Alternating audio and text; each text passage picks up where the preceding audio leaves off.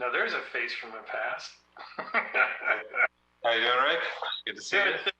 How are you? Good, good. All right, are we ready, folks? Thank you. Okay. Good evening and welcome to the February 2nd, 2021 Planning Commission meeting. To all of those of you who are attending virtually, thank you for joining us. Please know that we want to hear from you. If you're in the audience and you'd like to address the commission during public comment for an item on the agenda, there's two options. For those of you using Zoom, please use the raise your hand button at the bottom of the Zoom screen. When it's your turn to speak, you will be unmuted and given 3 minutes to address the commission. If you're joining us by telephone and you'd like to address the commission, press *9, and when it's your turn to speak, you will be unmuted and you will be given 3 minutes to address the commission as well.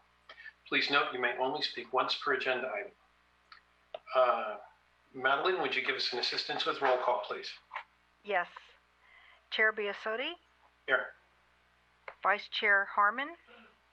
Here. Commissioner Johnson? Here. Commissioner Lethen? Here. Commissioner Madden? Here. Commissioner Morgan? Here. Thank you. Now we'll move on to the Pledge of Allegiance, and Commissioner Madden has agreed to lead us in our pledge, and thank you.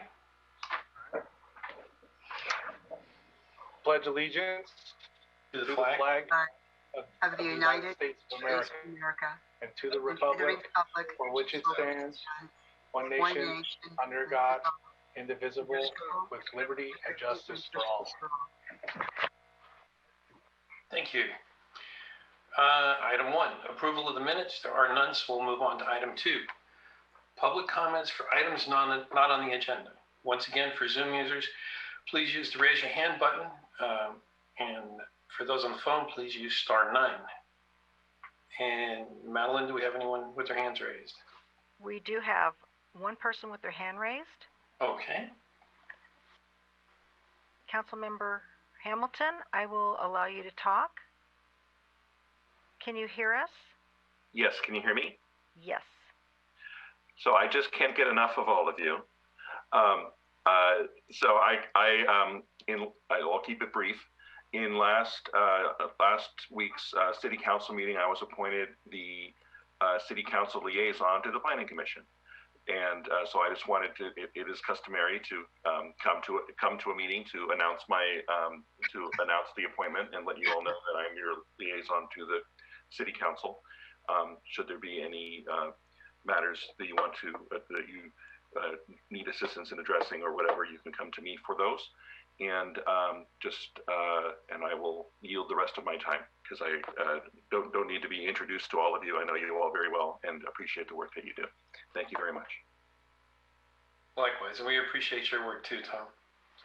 All right, item 3, conflicts of interest. Do we have any this evening? I don't think we should, but anyone? No? Okay, item 4, public hearings. Item 4A, zoning code update. Recommended environmental determination categorical exemption pursuant to CEQA guidelines sections 15061B3, 15162, 15282H, and 15378B and 5. Staff report, please.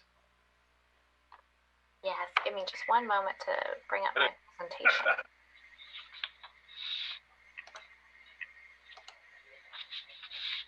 All right, you should all be able to see my screen now, I hope. Good evening, members of the Planning Commission. I'm Kelly Baggs, Contract Senior Planner for the City of San Bruno, and I'm pleased to bring the item before you tonight, which includes amendments to the zoning ordinance. I'd like to start by presenting the staff and consultant team working on this effort. City staff include Pamela Wu, Community and Economic Development Director, Matt Newbaumer, Associate Planner, and Mark Zaffarano, City Attorney, who's in attendance at this meeting tonight. On the consultant team, we have myself and Aaron Acknan, Principal at Good City Company, and then Barbara Kautz has served as outside counsel reviewing the ordinance. So the objective of tonight's meeting is to review zoning code amendments as listed on this slide and make a recommendation to City Council. As you can see, many chapters are being updated as part of this ordinance, and that's largely due to how interrelated the various chapters and sections of the zoning code are. When we amend one section, there are often many cascading effects, so I apologize for the amount of text, but wanted to show you the full scope. So tonight's agenda, I'm going to start with some background, move on to the 4 central objectives of the zoning code amendment, review next steps, and then move on to commission discussion.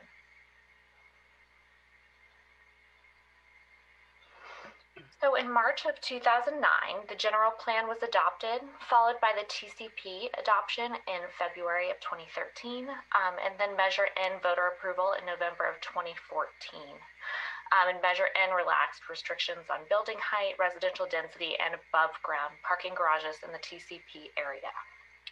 However, no formal action was taken on codifying the TCP, and that's because of a number of variables, including the pipeline explosion, the recession, state termination of redevelopment agencies.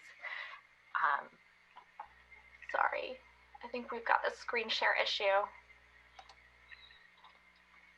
Let me just resume the presentation 1 second. Okay, you should all be back to me now. So I was just stating that no formal action was taken on codifying the TCP, and that's due to a number of just historical constraints and funding constraints. But then in November of 2016, the effort resumed. There was a downtown walking tour with council members and community members to talk about downtown. And then in February of 2020, the parking chapter was adopted by City Council, and that really marked the first step in the newest series of zoning code amendments. And then, as you may recall, in August of 2020, the Planning Commission held a study session to discuss this next update that's before you tonight, which focuses on housing-related issues.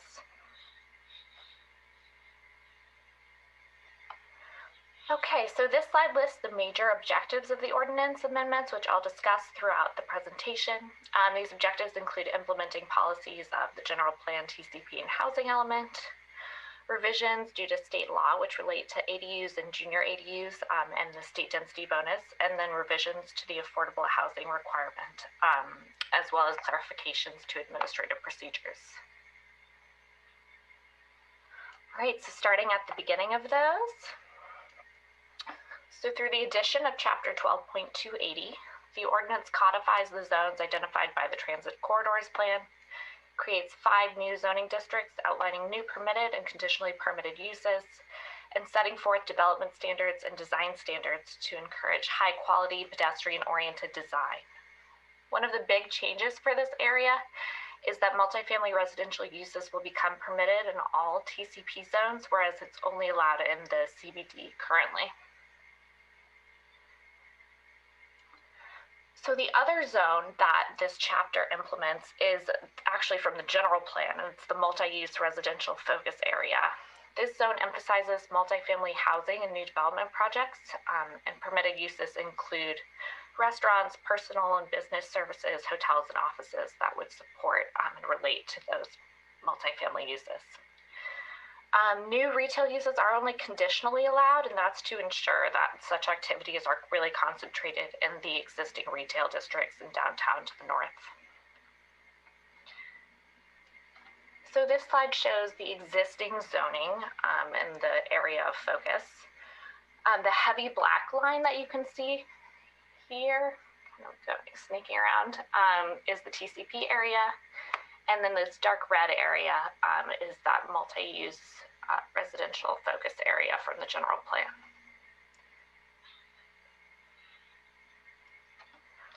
So now you can see what these new zoning districts will look like. They correspond to the TCP and general plan maps that we looked at before.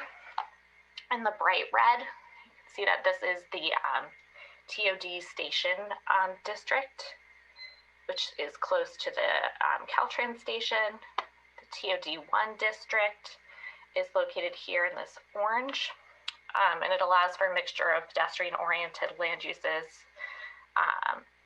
And then we have the TOD2 district, which is this purple that kind of goes along Camino Real. And then we have the Civic Center District right here, which, as you may know, is where City Hall, Fire Department, and the library are all currently located. This bright red is the CBD district, which does track with the existing CBD district, but expands it slightly. And then further south, we have the MXR district, which implements that general plan district. You may notice that there are some of these hatched areas that are planned development zones, and all of those zones actually were designed to be consistent with the transit corridors plan. So we're not rezoning those as part of this effort. There are a few other parcels throughout the city that would be rezoned as part of this effort to make it consistent with the general plan.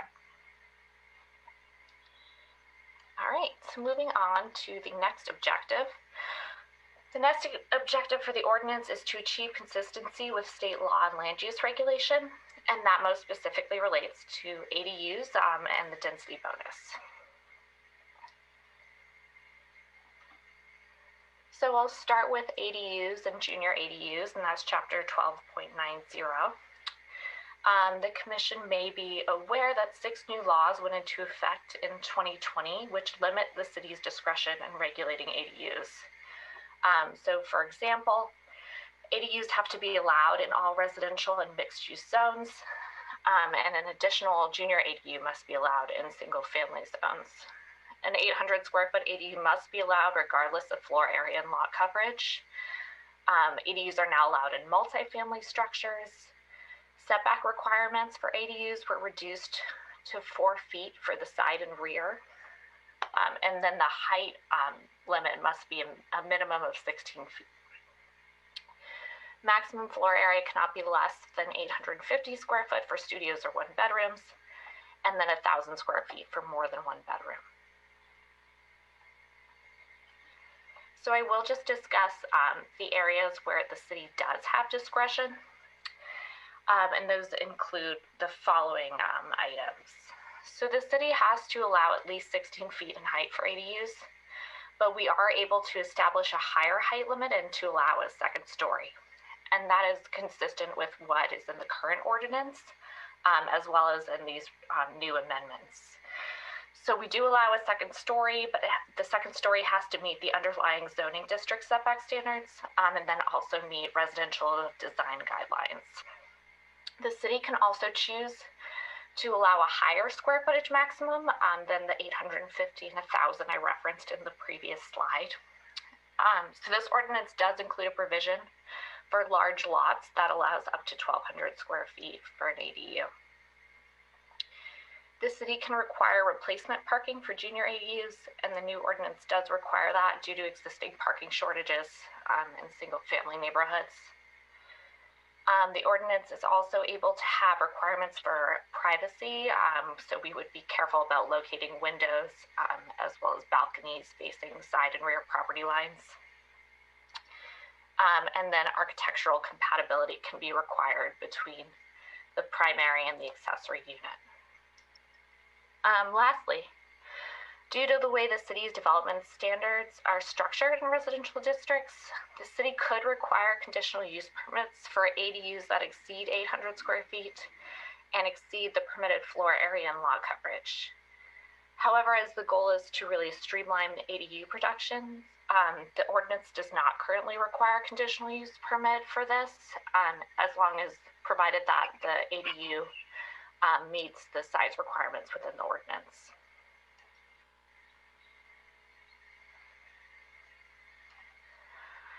Okay, so the next item for state law consistency is the density bonus chapter.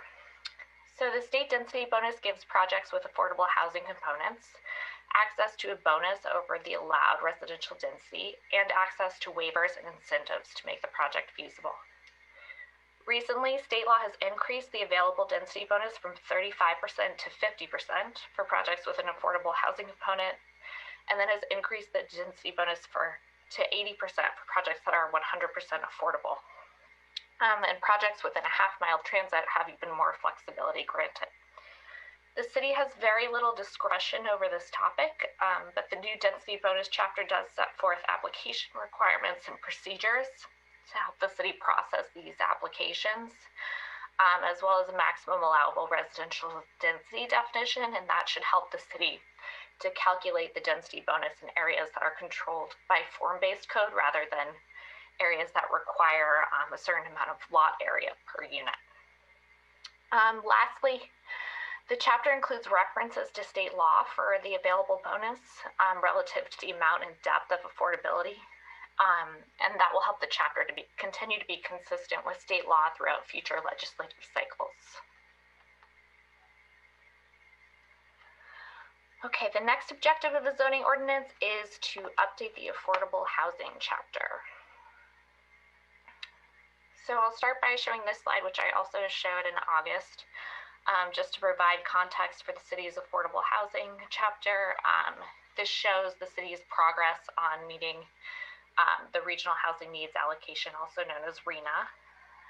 As you can see, the city is not on pace with producing housing at any income level pursuant to RHNA.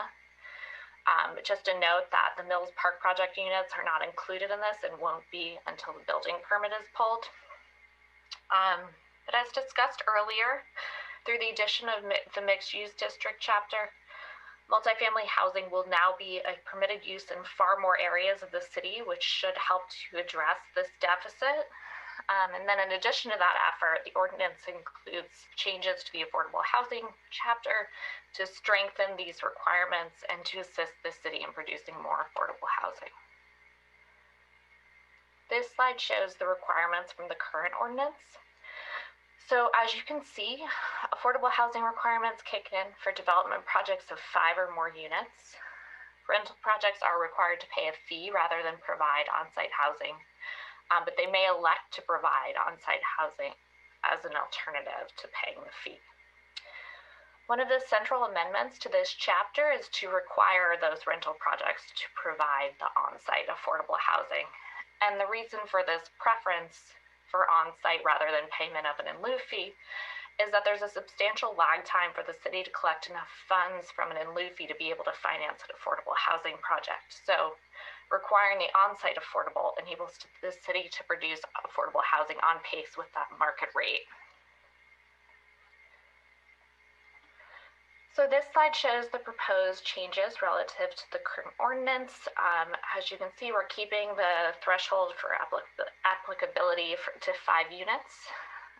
For rental projects, it's distributed among the income groups, adding to a total of 15%. And then for the ownership projects, it's more concentrated towards the moderate income level, but with 5% devoted to low income.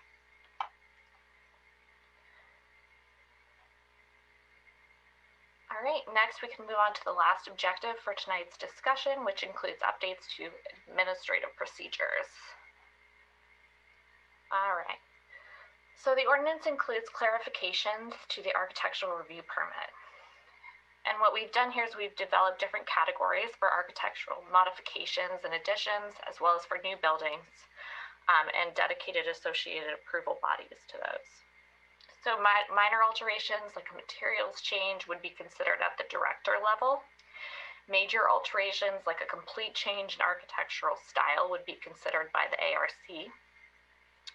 New buildings would be considered by the ARC or Planning Commission, subject to the size thresholds listed of 6 units for residential developments or 10,000 non-residential square feet. And then along with these changes, the Architectural Review Committee meeting will become a public noticed hearing. We did make that amendment to the public noticing section. And then if adopted by council, the bylaws for the ARC will be updated to formalize the committee meetings as public meetings. And then projects in the Bay Hill specific plan, which I understand you'll be reviewing in 2 weeks, would also be subject to this process and these thresholds.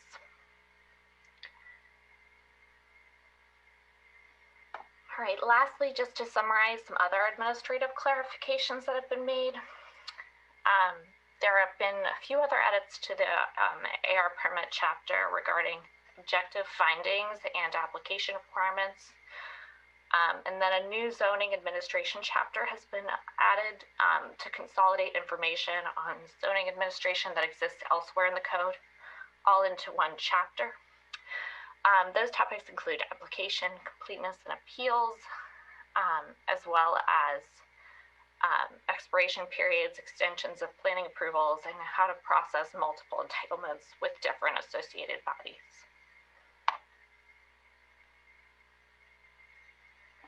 All right, so that covers the majority of my presentation for tonight, and I will talk about next steps and where this goes.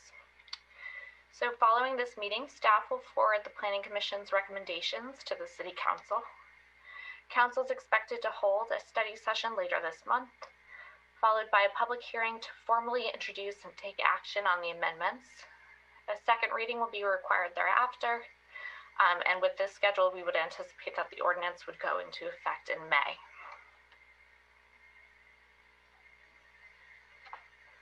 All right, so we can open things to discussion. I would just like to start by summarizing a few public comments that we received, as well as answering some questions from commissioners. So I'm just pulling up one comment. So the city did receive a public comment from Alexander Melendres, and I will just read the contents of the email. Hello, San Bruno Planning Commission and city staff. My name is Alex Melendres, and I'm only representing myself and no one else. I am encouraged by the zoning code update on tonight's agenda. We must continue to allow more opportunities to zone for multifamily housing. Additionally, with our incoming RENA allocation, plus how far behind on our current goals, we will need to rezone as much housing as possible. Zoning is a community-adopted system. What constraints exist are largely self-imposed. We must shed those as much as possible and choose pro-integration policies. One of the things I noticed in the staff report was some of the parking requirements for ADUs. I understand the constraints of parking in eastern San Bruno. However, given the variety of lot sizes, especially the further west you go in San Bruno, and the constraints that parking requirement may have on the production of ADUs, I would ask that the Planning Commission consider eliminating the parking replacement requirement for junior ADUs. Proximity to transit, the decreasing usage of cars, ADU usage by less car-dependent communities like aging-in-place seniors, and more all play into how replacement parking is an unnecessary burden on junior ADU development. We have a housing crisis, not a parking crisis. Someone's need for shelter to live, work, eat, attend to life necessities is arguably more important. Thank you for your public service to the Planning Commission. All right. So we received also a few questions from Vice Chair Harmon that I'll respond to right now as well. And feel free to chime in if I get anything wrong. But I think the first question that Vice Chair Harmon had asked was about rescinding the TSM chapter, and that relates to transportation systems management. Excuse me. So that actually relates to a pretty outdated county program. And right now, the way that transportation demand management is really working is more on a project-by-project basis through environmental analysis. And oftentimes TDM plans are required to be implemented as mitigation measures. And then we also have some provisions in our parking chapter that provide an incentive for parking reduction if a project introduces a TDM plan. So it's less of that is being removed and more that it's replaced by these more modern processes. And then I think the other question was related to accessory dwelling units in the 65 plus airport noise contours.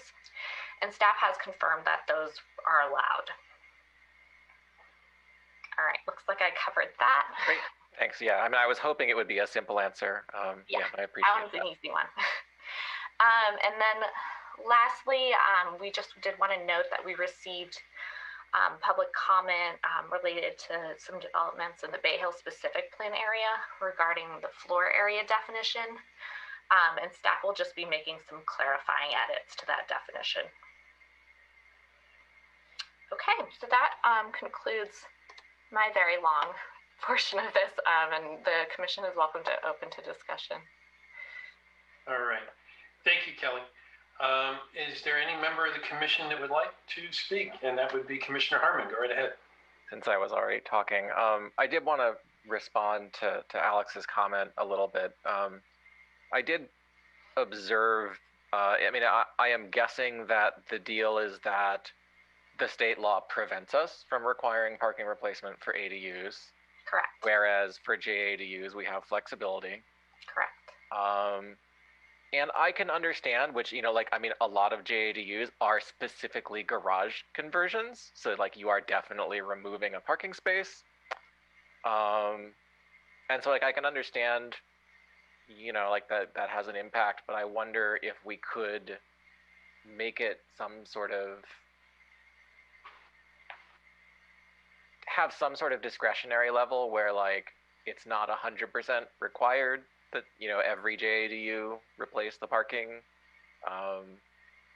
you know, subject to some kind of staff review of parking conditions in the places. Because, like, I do agree with Alex's point that, you know, like, we need a lot of housing units, both just as a matter of what the state is going to be requiring of us and as a matter of moral imperative.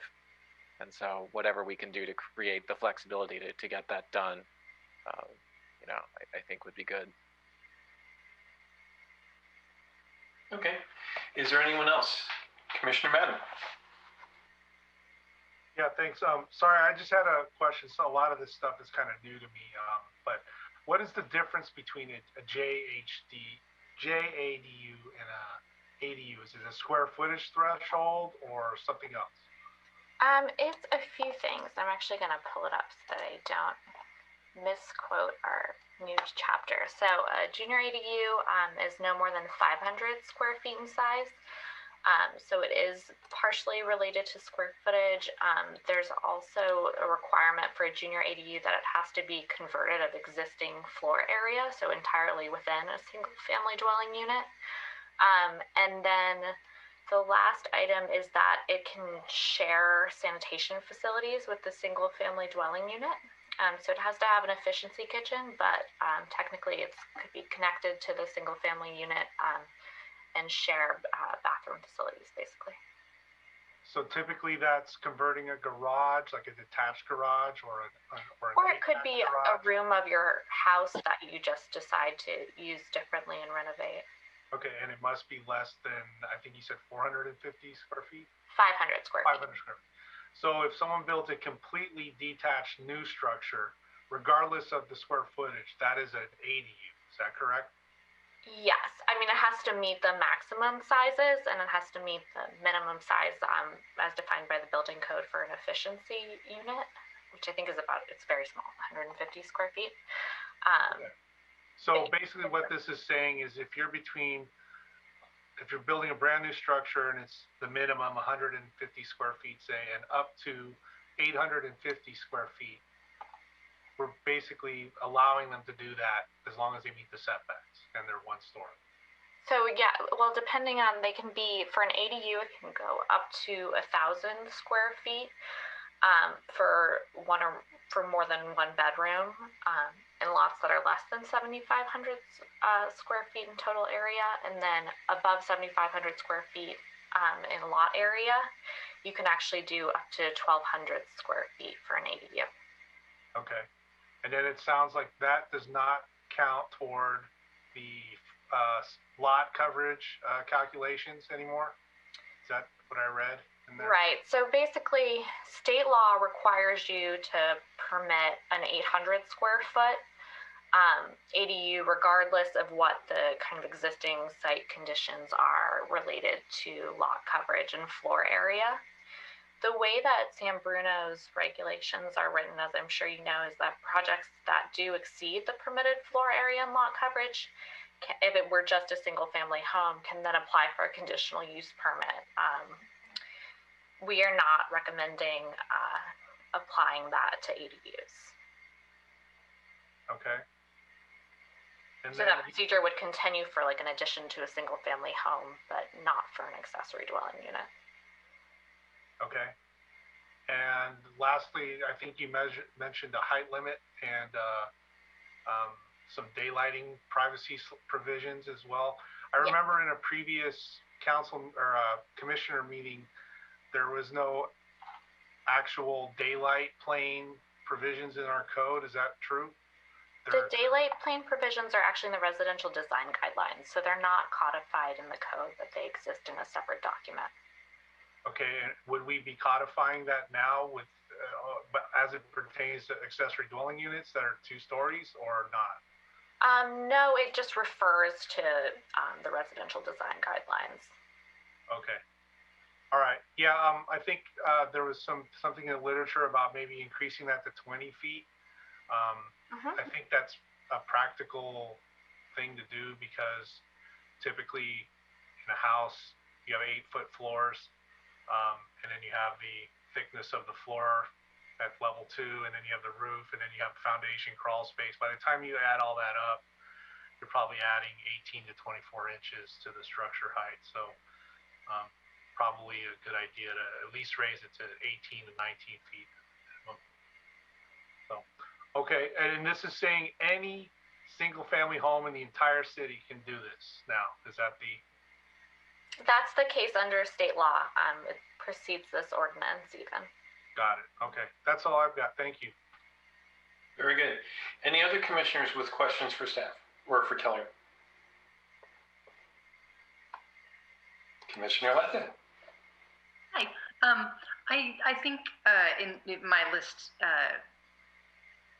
the main question that I had for staff did go back to the parking difference between the ADU and the junior ADUs, and I just my concern is striking a balance between ensuring that the quality of life remains positive for the people who are in these more compact areas with limited parking, but at the same time, because of lot size and any other factors that may prevent somebody from building an ADU, I would hate for, kind of like Commissioner Harmon was saying, I would hate for restrictions in parking that could potentially be remedied in some creative way.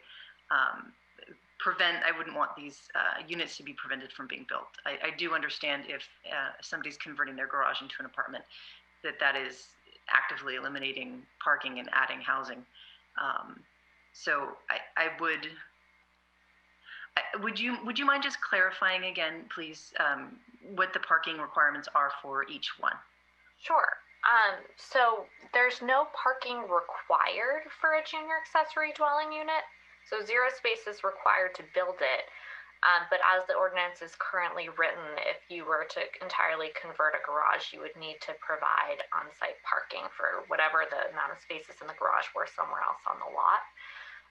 For ADUs, you are allowed technically to require 1 space per ADU, but it's really limited the areas in which that would actually apply because there are so many exemptions. If the ADU is at all close to any kind of transit stop, so I believe it's within a half mile of public transit, including bus stops, then there's no parking required. And then for ADUs, there's also no garage conversion parking required. So technically, if you, I guess what a question I'm asking is, if you're converting a garage into housing, that by definition cannot be an ADU, it would have to be considered a JADU? No, it could certainly be an ADU. It would just have to provide both a kitchen and a bathroom and exceed 500 square feet. Okay, and then so if an ADU were to take the place of an existing garage, what would the parking implications be? The parking implication could, in very, very limited areas of the city, be that they have to provide 1 space on site somewhere, but it's likely that there's both no replacement parking required for the conversion and then also no parking required for the accessory dwelling unit. So I guess it sounds like there's not an enormous difference between the parking for an ADU and a JADU. Yeah, I mean, it is just it's the one area where you can regulate parking, basically, as for a junior ADU. Pamela, she wants to chime in. Through the chair, if I may. Commissioner Lithit, to kind of look at this, the state law has provided a lot more flexibility to construct an ADU. The only difference between an ADU and a junior ADU is how it's constructed. An ADU has its own kitchen, its own bathroom, its own access, its own address, and it could be a detached unit in the back. As Kelly said, even though the state has this very small caveat for the cities to require parking, 99.5% circumstances in city of San Bruno is not going to trigger a parking requirement for an ADU. However, the state law did say if you have an ADU and you want to build another junior ADU, that is a bedroom conversion that doesn't have a bathroom, but you have an efficient kitchen, less than 500 square feet. City, you have the discretion to require some sort of parking replacement if the junior ADU was to convert the garage. Think about it as a single family home being converted into a triplex. So you have a single home, now you have an ADU in the back, and you also have a garage conversion as a junior ADU. So the state is saying, city, in that incident, do you want to require maybe one parking replacement to compensate for the third unit coming in? I see. No, and put in those terms, it does seem reasonable. I just would hate to see people not being able to add housing, but I think that I think it does seem reasonable. I'll think more about it. Thank you very much. Sure.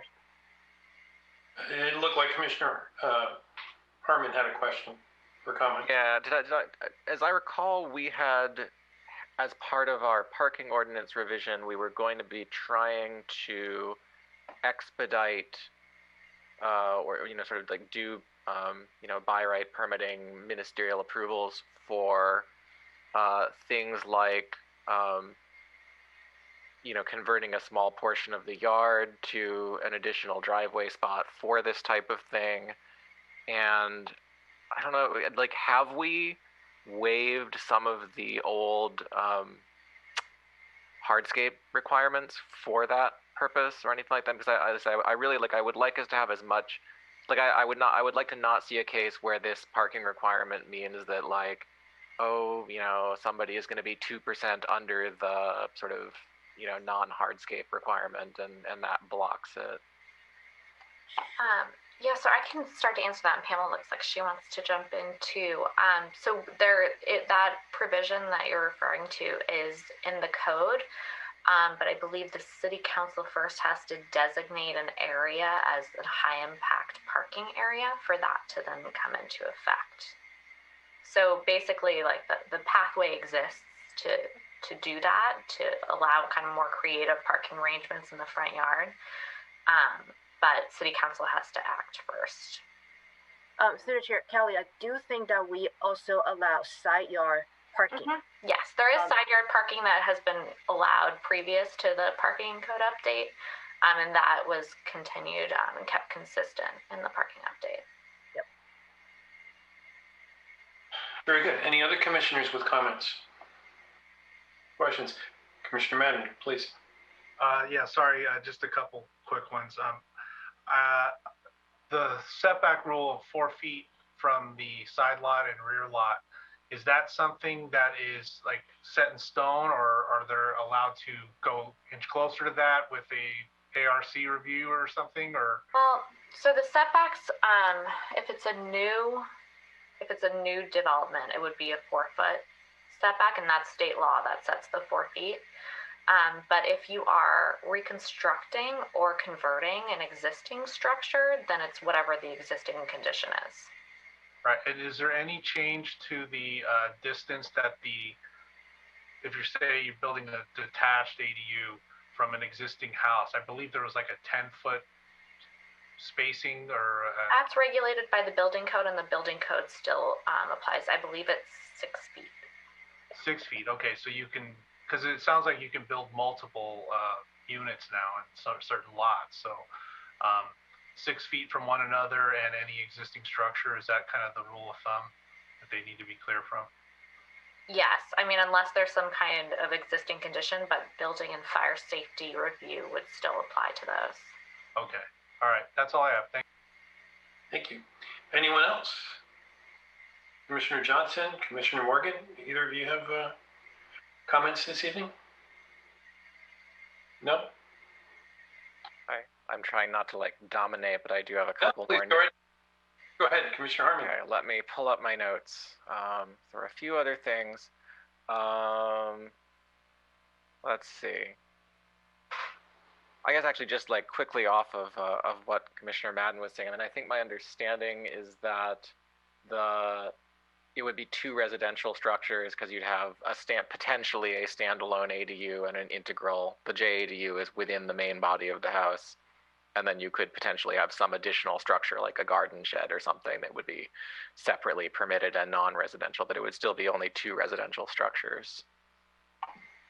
Yes, unless you're in a multifamily district.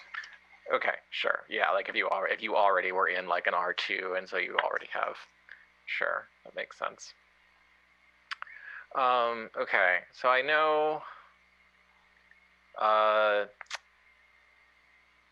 it's on page 9 of the packet about the discussion of the Mountain View model of, and I mean, I understand it's more complicated, but I know, as Councilmember Mason observed last week, like we've produced 0 VLI units in, 6 years out of this current RENA cycle. That sounds right. And so like I remain concerned that we are not finding the right sort of flexibility to find the way to incentivize to say, hey, maybe you can do a slightly smaller absolute number of units. Yeah, so we did develop something similar to that to address that concern. So there is an alternative available that would require city council approval, but it does allow exactly what you're talking about for perhaps fewer units at a deeper subsidy to be developed, subject to certain findings. So that would just be an alternative, and I believe one of the findings is that it has to address a city RENA deficit. Right, and that's actually my next note, is that's on page 12 where we have a discretionary process for this. I feel like that developers are much more likely to use it if they have more certainty that it will work, that they're not going to take the time to develop a plan that may then be rejected by a council vote. I feel like people would be more likely to use this if they know going in, I'm meeting the requirements. So, right. Yeah, I did actually review that. So I don't know, my feeling is that we should, kind of make clear what we want up front for this, but I don't know. I mean, like, I'm not upset about it enough to vote against recommending this overall package, but I do really think we should be concerned about the lack of VLI units. And through the chair and vice chair Harmon, one thing I'll note is most of the very low income units you see produced throughout the Bay Area are usually into 100% affordable housing projects because they're able to leverage local contributions, what the local zoning is, and then use tax credit funding in order to fund those and produce very low income units. I think the issue that San Bruno's had in the last housing cycle is that the zoning hasn't been in place. So it hasn't given the nonprofit housing developers like you were saying, the confidence that their project could be approved. So I think just putting forward these zoning code text amendments that put into place the rules for the entire transit corridor area for housing is going to give a lot of nonprofits the certainty they need to move forward with the projects. And that's where you're going to see a lot of progress made within the very low income units, much like San Bruno did the first cycle or 2 cycles ago at the crossing, where you saw a production of over 100 because they were able to leverage the zoning there along with tax credits and produce units. Yeah, no, that's a good point. And I don't know, like I as sort of a matter of I don't know, social engineering you want to call it. Like I do feel like there is value to the whole inclusionary zoning model where we say that, like, you know, it is healthy in society for well-paid engineers like myself to actually like rub elbows with, be neighbors with, you know, have your kids playing with, you know, the people who are sort of earlier in the process of climbing the ladder of the American dream, you know. So I do appreciate what you're saying, but yeah, I would, and I'm glad. I mean, we have a 5%, like a formal, you know, every project is going to try to include some, so I think that's a good start. Yeah, and I think from general like urban planning philosophy, I think 100% agree with what you're saying. I think you both have to have mixed income buildings, probably even more importantly is mixed income neighborhoods so that you do use the same amenities. And to your point of how I would see this playing out on an annual basis is the city has to turn in a report to the state every year that says, hey, this is how we're doing on our housing element implementation. Within there, you're going to see on an annual basis how many very low income units, how many low income units you're producing. What I would recommend for any city is during that report, we say, hey, over the next, we're really short on very low income units right now. In the next year, when we see projects submitted, we want to see these submitted with more very low income units. That way, when the next developer submits, they've already heard some council direction related to what type of affordable housing you want to see in incoming projects. And that might fluctuate from year to year. Okay. All right. Well, I appreciate the attention to it. Let's see. I was curious about how fractional units are treated in small multifamily buildings. So I think it was when I was looking at page 135 for a mid-size project. So if you were going to have 5% required each for the VLI, LI, and MI categories, and say it is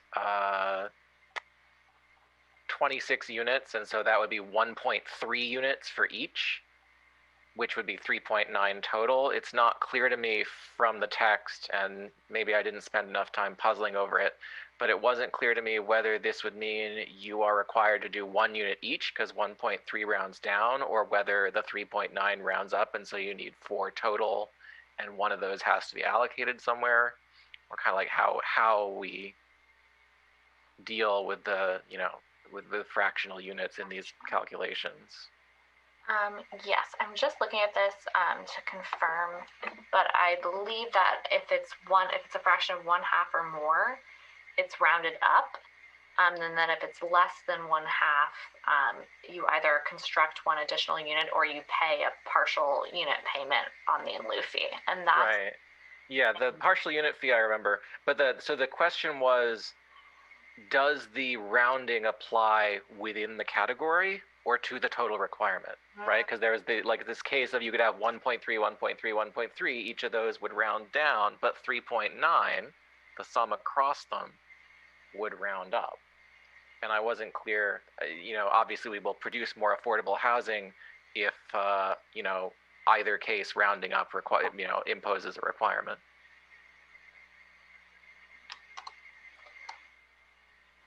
I'm just taking a look at the language to see if it gives us any guidance here. I think I read it about 4 times and couldn't decide myself what it meant, so. I mean, I would think that it's by category, but open to Pamela and Aaron's interpretation of that as well.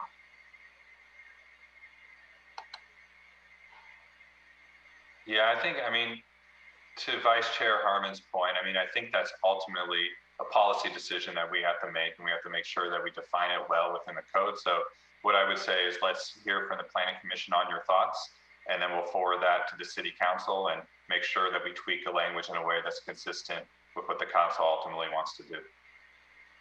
You're right, because a lot of codes can be super ambiguous, so we don't want it to be that way if we actually want a certain policy to be implemented. Yeah, I mean, I think the most important thing is just that it be clear, that everybody knows what the rules are. My personal preference is that we create the rules such that, if the sum across those fractional units is something that's going to round up, you do have to allocate that unit somewhere, somehow. But I mean, as long as the rules are clear and the person who's submitting a project knows what they need to do and doesn't have to go back to the drawing board because of this confusion, that's really the most important thing. Let's see. Oh, I should have written my notes a little more clearly. Let's see. I had page 138. It was like the code B1B. What was that about? Page 138.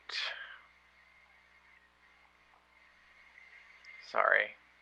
I'm just refreshing my memory on what I was concerned with here. So it was section capital B, subsection 1, subsection B. Oh, right. I was a little concerned about whether this, the structure of this,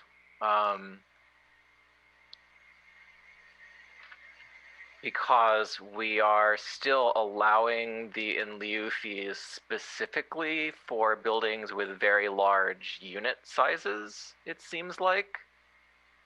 And that seems like it almost incentivizes kind of exclusive luxury buildings where it's like you're gonna build something that's like all 4-bedroom large condos.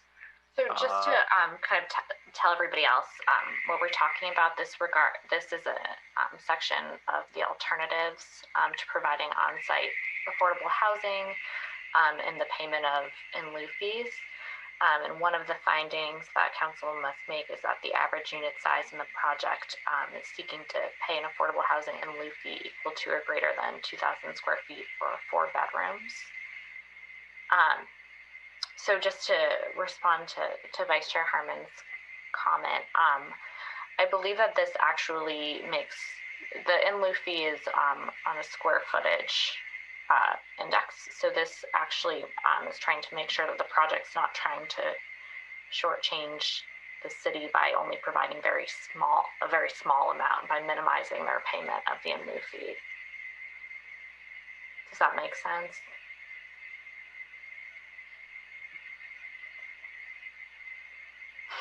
Not sure. I'm not quite sure I follow. So like, I mean, in this case, it was that was it average or was it every unit? The average unit size. Average unit. Okay. And that's the unit that's seeking to pay the affordable housing in lieu fee. Yeah. I mean, it seemed like the use case for this option was that, like I said, that you build a building that sort of consists exclusively of large units, and then you pay the in lieu fee. I mean, it seems like it runs counter to the conversation we'd had just previously about the general desirability of having some mixing of economic classes. That this sort of seems like a provision that is beneficial to the person that kind of wants a gated community with only their golf buddies.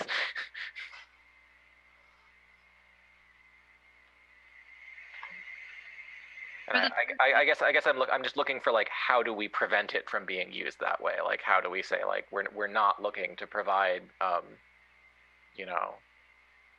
Trump Tower San Bruno. So I'll have one answer to that, and ultimately, again, this is just kind of another policy call question and direction. This is typically found within codes because of the fact that when, let's say, you have single-family neighborhoods, you may only get 2 or 3 affordable units, but then in lieu fee, you could take and produce a whole lot more units down in the transit, let's say in the transit corridor area that are more proximate to transit, proximate to other amenities.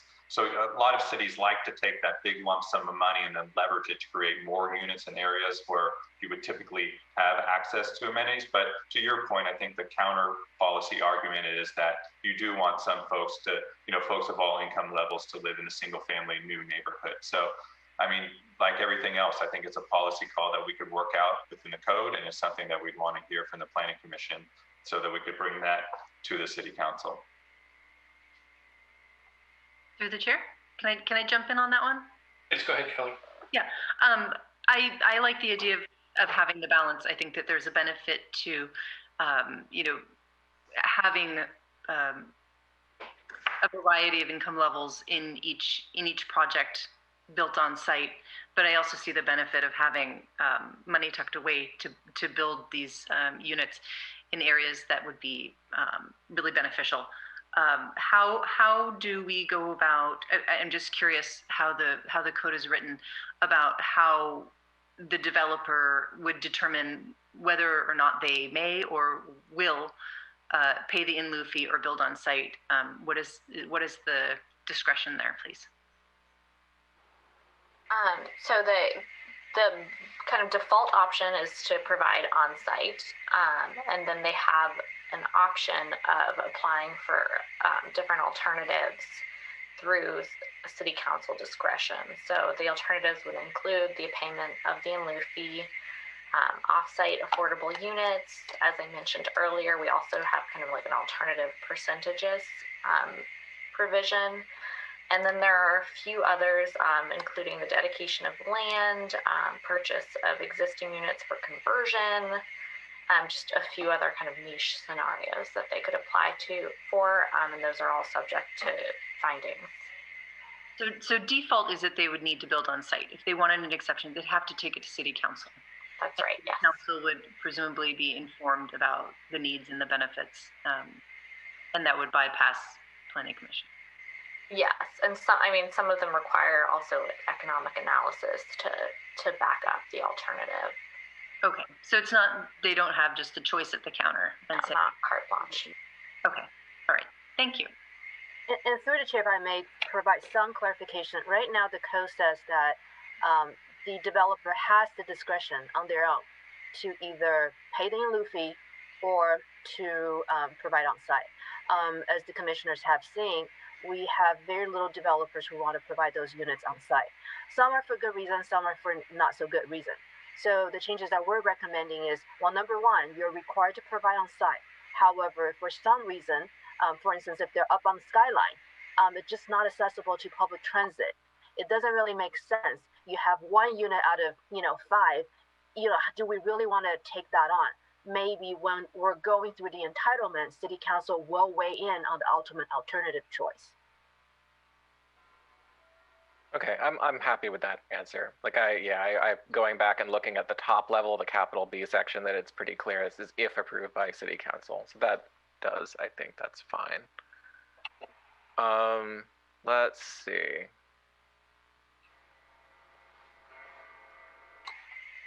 I promise I will get to the end of these. Page 61. What did I have on page 61 that had... This was, I sort of went through all of my affordable housing ones first. Page 61, building code delay. Oh yeah, there was something in here about... Oh, was it 61 as numbered or was it 61 in the PDF? Because the page numbers at the bottoms are... yes, it's okay. It's at the bottom because I think you're in definitions.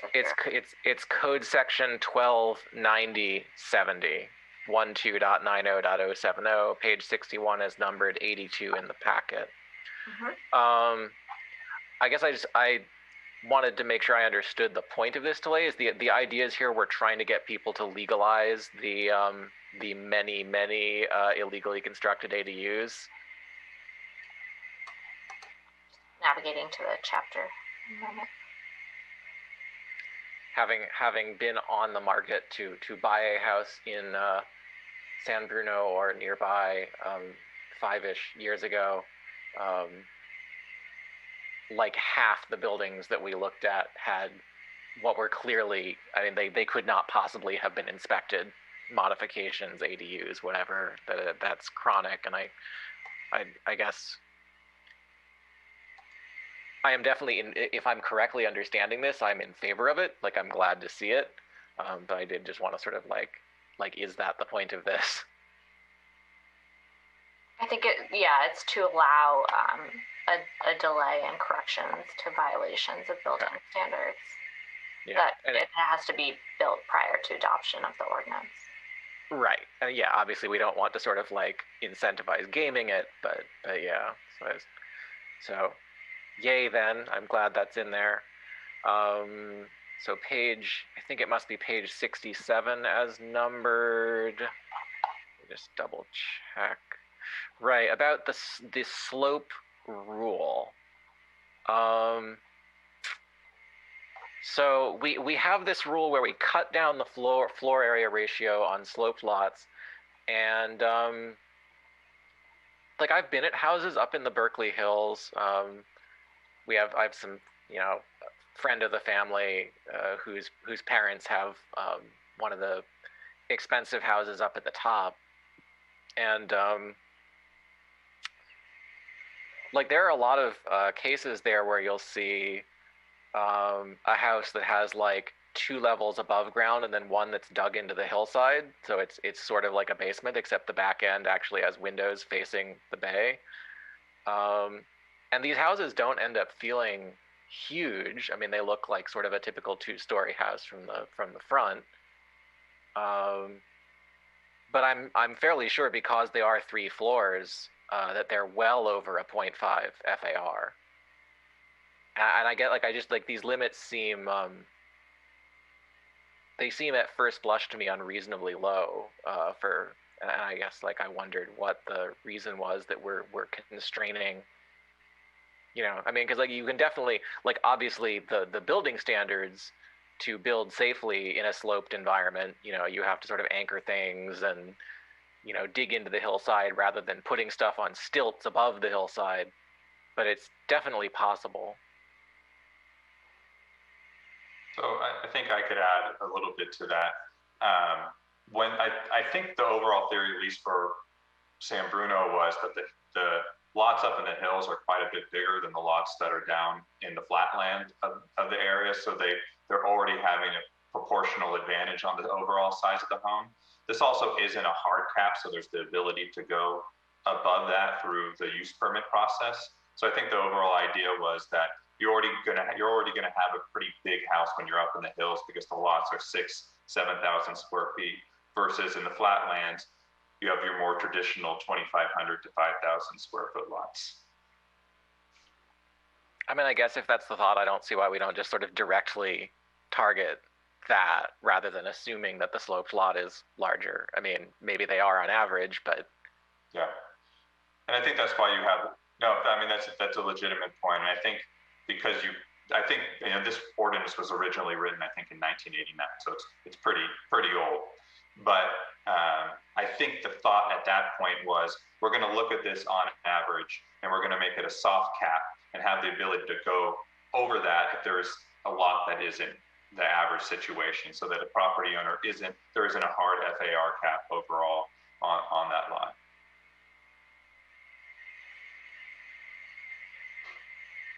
I suppose we have some sort of legislative intent language somewhere, because I know it comes up, and we just recently had, I forget whether it was the Planning Commission review or at the Architectural review. I think it was the Planning Commission review of one of these, somebody doing a second story, and we had sort of neighbors complaining about it exceeding the FAR guideline. I guess, like, I guess I sort of want some clarity that, like, we're not necessarily saying that, if you have a sloped lot that is somewhat more modest, we're intending to discourage you. So, anyway. Yeah, I think it was originally this ordinance called Ordinance 1520 back in 1989 in San Bruno. And I think it did have some legislative intent. Who knows if that's still the intent of it now? Things evolve over the years, but I think ultimately it's you know, it's done as a soft cap, understanding that there are going to be situations where you have to look at that individual application. All right. Yeah, I mean, we pretty routinely, I mean, people don't bring projects to us for conditional use permits that are ridiculous, as far as I can tell from, a year and a bit.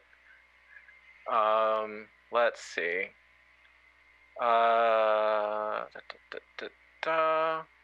I was mildly curious why we were separating out all of the new zoning district definitions in a completely new section in 12280 instead of in the 1296. I don't know if that has to do with severability or something, like if there was some complaint about our zoning. It just sort of, I don't know. It probably doesn't matter. It sort of just, it seemed odd.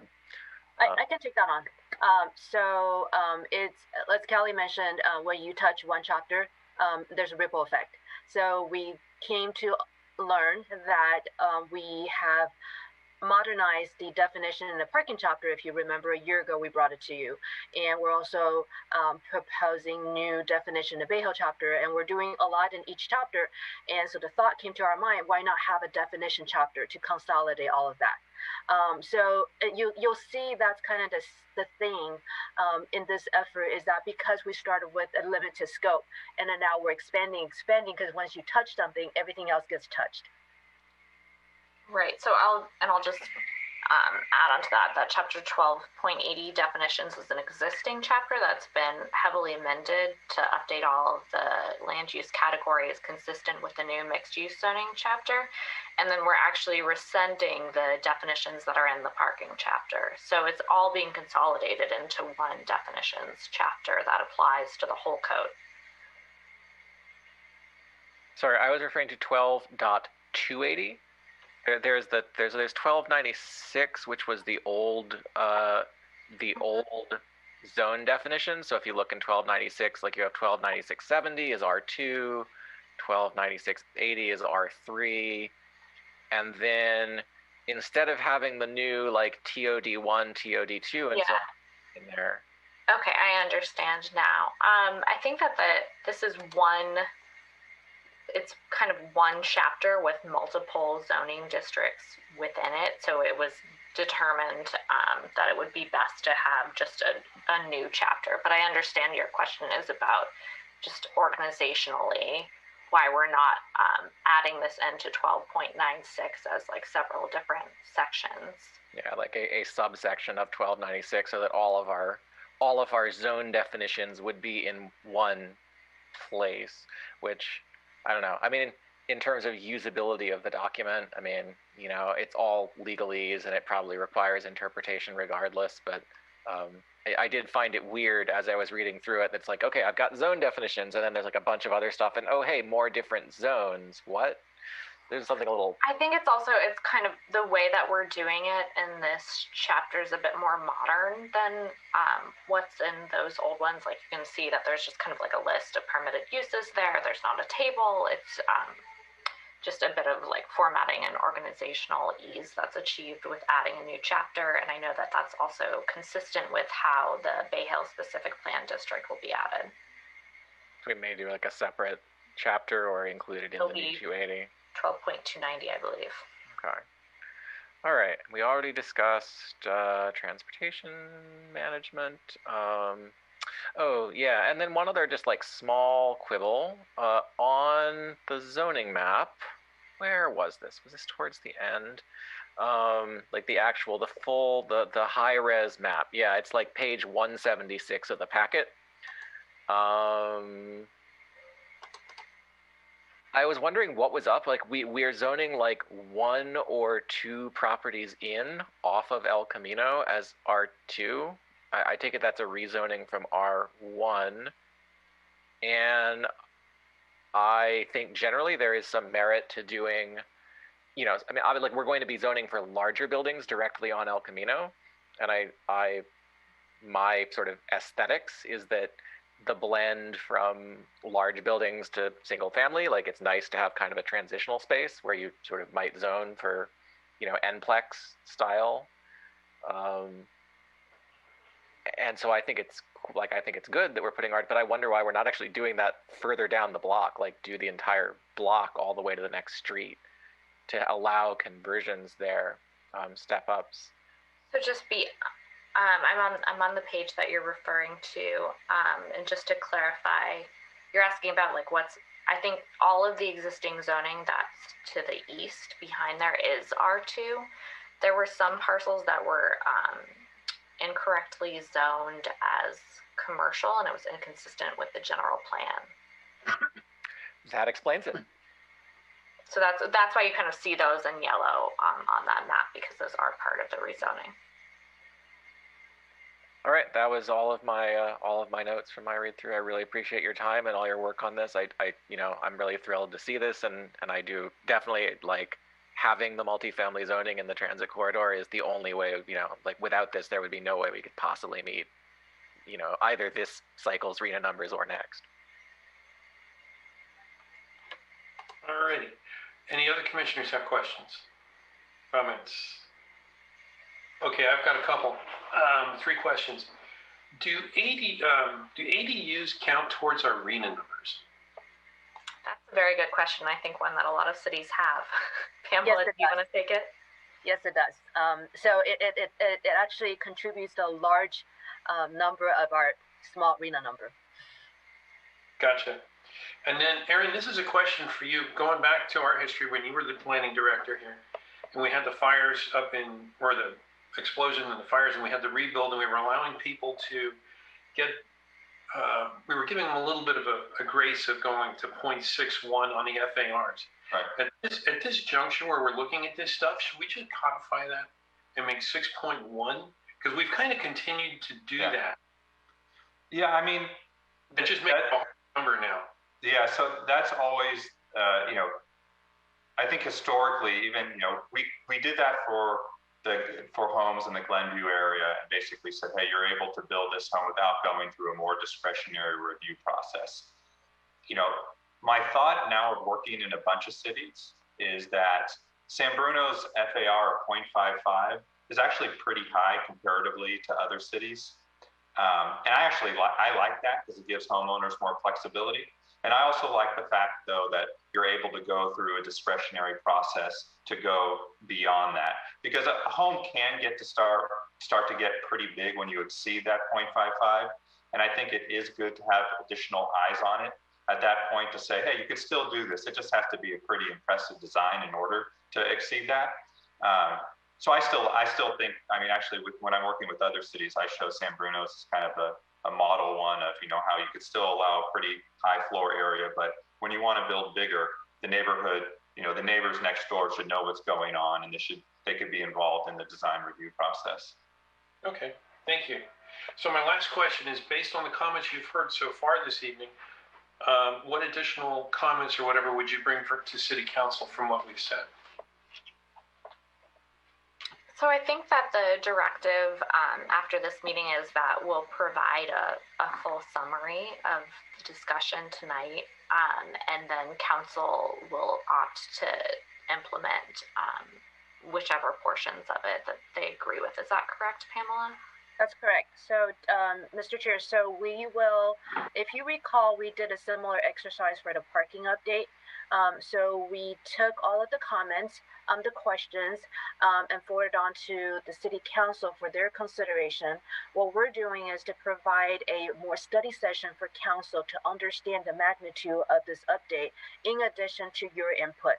So your action tonight is to adopt a resolution to forward your recommendation, in addition to provide your feedback, which we'll document and forward to Council. Got it. Thank you. Thank you. Mary Lou. Through the chair. Please. I do have a question. There was a time that neighbors did not have to be notified, regardless of distance of the square footage, so many feet from other residences. And I remember having discussion on that, but I don't quite remember the outcome. I have a personal experience. So right next door to me in my building that I own down on the east of El Camino, right next door there was a project. It was an ADU, and so I was shocked. And being on the planning commission, I was really shocked that I didn't receive it. I thought it was an oversight, and then learned that neighbors do not have to be notified with an ADU. But there was some discussion about that, and my recollection way back here is that that has been changed, and I wanted just to bring that issue up. So I believe. can answer that. I believe, Commissioner Johnson, the previous ADU ordinance requires a discretionary review for any ADU. So any discretionary review will require the notice to your neighbors, 300 feet, 500 feet from the subject site. Since 2017, and also most notably the 2019 update to the ADU, the city cannot require discretionary review for any new ADUs, meaning that if there's no discretionary review, there's no notices. So you probably are remembering an exercise. Sorry, go ahead. You know, I can understand and respect the way it's set up, but it's not reasonable. In my circumstance, it was 6 months project, and it took away 10 parking spots. And because the crew needed to be in there, and bulldozers, and the crew needed to park, and it was a horrific hardship for it was actually close to 9 months. So is there something in between that we can come to some discussion on it? It's not reasonable that a neighbor all of a sudden, it's like this is going on and you know nothing, and then you're getting the phone calls. I mean, there's just somewhat of a waste of time on that. So is there any consideration to look at this differently? So I'm not sure that we have much. I mean, we could check in with outside counsel to see if there's any way to notice, even though the approval's not discretionary, Pamela. But I'm not sure. We don't have a lot of flexibility because of state law. We don't, but we could definitely include that as a question for City Council to entertain. We cannot require this as a discretionary review because the state law. We could ask City Council to possibly add a noticing requirement to the neighbors. Or some kind of construction signage or something. Or some sort of construction signage.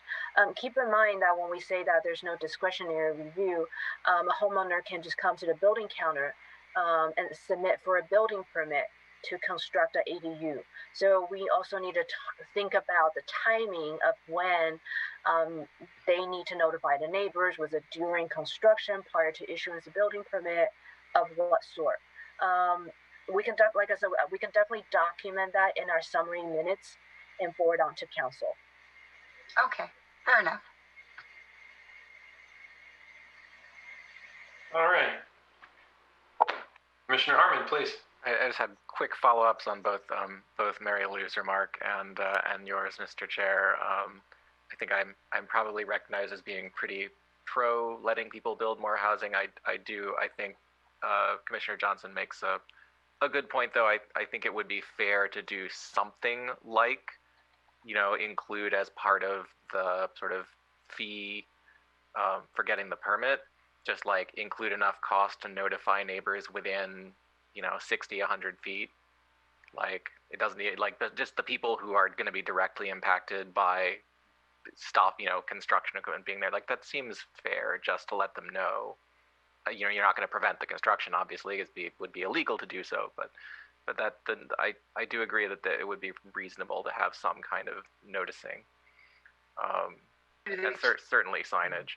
And then regarding the ADUs, do I understand correctly that the big open question around ADUs is sort of, as we move into the housing element cycle, how many you're allowed to project to count towards your sort of expected production? Like that seems to, my understanding from kind of reading about some of what's going on in SoCal, where they're farther along in the cycle, is that I mean, essentially some cities sort of tried to pretend that like every building that doesn't already have an ADU is going to add one, and therefore they're going to meet their numbers, and the HCD was like, no. that I think some of the cities like Huntington Beach and the others that are kind of notorious for avoiding production engaged in some shenanigans like that, but it's still an open question of exactly what is the fair way to estimate it. and this counting of ADUs towards the arena numbers was my reason for being really interested in the interaction with the airport rules, because, you know, like, we have a good chunk of Bayshore Circle and Bel Air, you know, two substantial neighborhoods on the east side that if the ALUC rules applied, you clearly wouldn't be able to count. And, you know, I want us to have flexibility to meet our numbers. All right. I do have one comment on those subjects that Mary Lou brought up. If we're going to, perhaps we can, when we forward our comments to City Council, if we're going to send out a notice for ADUs, maybe we can create a courtesy notice to the neighbors and have it say it's not subject to review, so that it doesn't end up being a nightmare for the folks at the counter at City Hall. You know, so that when it goes out, it's you know, right on top. This is courtesy notice in the, you know, not subject to review. Right. I mean, I completely agree with that. I think the downside of a notice is it gives some people expectation that something could change, that you're notifying them. So you would absolutely have to be clear in it that saying, hey, this is just a heads up overall. This is being approved under local and state law. We just wanted to let you know this is being approved, not that you're having notice that you could comment on it later.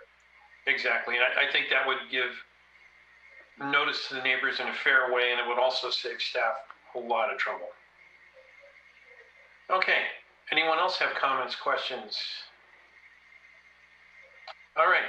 Pamela, should we open this to public comment? I think so. You're ready. All right.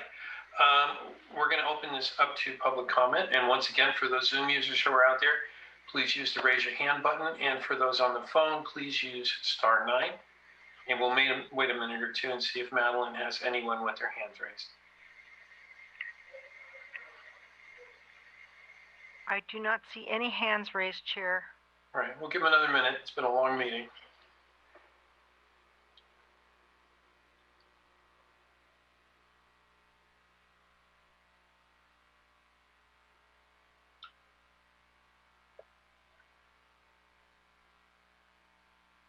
No hands yet? No hands. Okay. Can we get a motion to close the public meeting then? So I will so move. Do we have a second?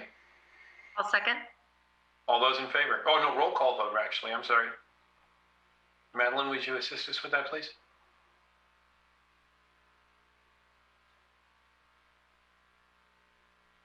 Sorry, I was on mute. Chair That's okay. Chair Biasotti, Aye. Vice Chair Harmon, Aye. Commissioner Johnson, Aye. Commissioner Lethen, Aye. Commissioner Madden, Aye. Commissioner Morgan. Aye. Okay. 6-0, motion passes. And the public comment is closed. So last chance for anyone on the commission. Any more comments, or would anyone like to make a motion to forward this to the City Council? To adopt a resolution and send it to the City Council. I would like to move to forward our recommendation to council. Do we need to discuss, like, is it a positive recommendation, or it's just the summary of the discussion? I believe it's just a summary. Isn't that correct, Pamela? It's just a summary. Staff has been taking notes. You don't have to itemize all your comments. There's sort of no need for it to be like a positive finding versus negative. Okay. Well, in any case, I will move that we close discussion of the topic, forward our conversation to the City Council. A clarification, I think you do have to adopt a resolution, recommend the City Council to approve the ordinance amendment. I see. Yeah, usually when there's a specific resolution, it's in the agenda, like just directly kind of there of what the recommended is, and it's not in this case, it seems like. But sorry, is the recommended resolution text somewhere? I don't see it.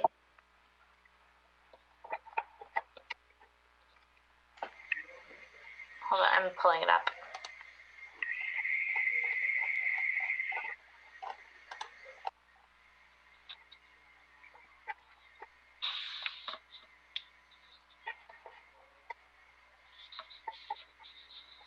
And are you just asking for the full title of the resolution or for the motion? Sorry, Penny, I think the question is the resolution in the packet? Yes. Yes. I think Yeah, I just found it.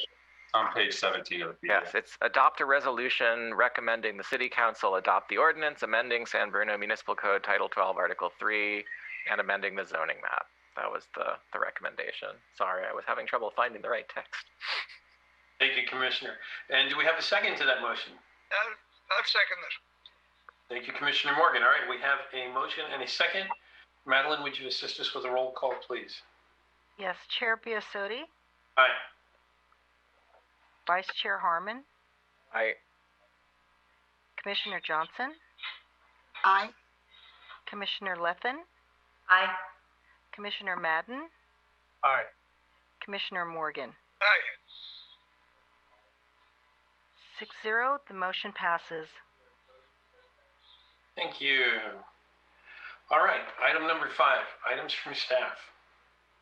I don't have anything other than I'll see you in 2 weeks. Very good. Should we open up for public comment for items not on the agenda, as we usually do? Item 6 is our usual. Okay, let's open up public comment for anyone who wants to address the commission for anything that's not on the agenda. And once again, Zoom users, raise your hand button, and people on the phone, it's *9. And Madeline, if you would let us know if we have anybody. We do not have anyone with their hands up or All right. phone call-ins. All right, in that case, we will skip to item 7. Subcommittee meetings, is there anyone with any information to bring to the commission? No? All right, with that, we are adjourned until the next regular planning commission meeting on February 16th at 7 p.m. Thank you, everyone, for all your time and effort and energy that went into this. It was quite a project. So, thank you all. Take care, everyone. Thank you, everyone. Thank you for having a special meeting. Good night. Good to see everyone. See you guys.